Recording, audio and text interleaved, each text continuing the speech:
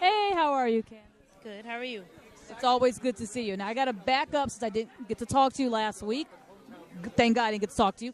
Got to talk about Drake. What was that whole moment like with just having Drake? I love him, man. I'm such a big fan, and Nikki was so sweet for doing that for me. And she even told me like he was eager to do it, before she even asked, because he's just that sweet, and like he took time out of his schedule. He's recording a new album, but he got a chance he wanted to come and tell me face to face that he appreciates me doing the song. So that felt great. Then backstage, he waited for me when I got off stage. He was waiting for me just to get a picture.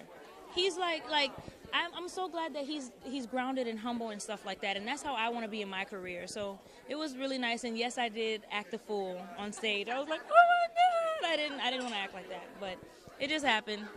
See the other three girls, they were so happy for you themselves. That was really a good moment. Now you have Paul Abdul come, you have Drake come out. Who's going to be next? I don't know.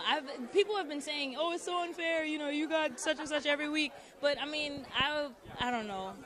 Tomorrow, if Bruno Mars comes out, I would be so surprised. Like I definitely don't see that one coming, because I just try to do as good of a job that I can. And then, but when they actually come, it does mean a lot. But I don't know.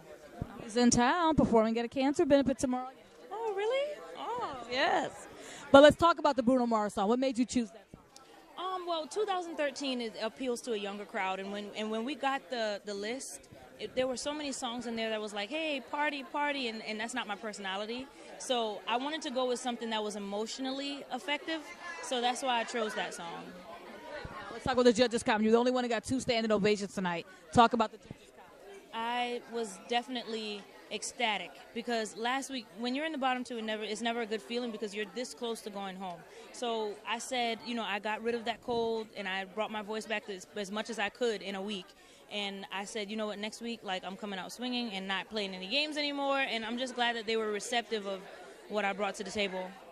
I know Twitter was blowing up yet last week from the comments and everything else. It seemed like everyone was coming hard on you last week, and this week it was a complete 360, so that was always good to see. And lastly, I want to find out, this is next week, top 3. What does it mean to be in the top 3 if you make it next week?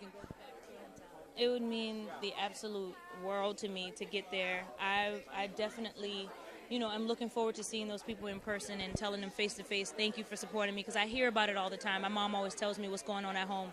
I can't wait to go home and see them and see it firsthand. Well, good luck to you, and wait to see what you're going to sing next week. Thank you. No problem.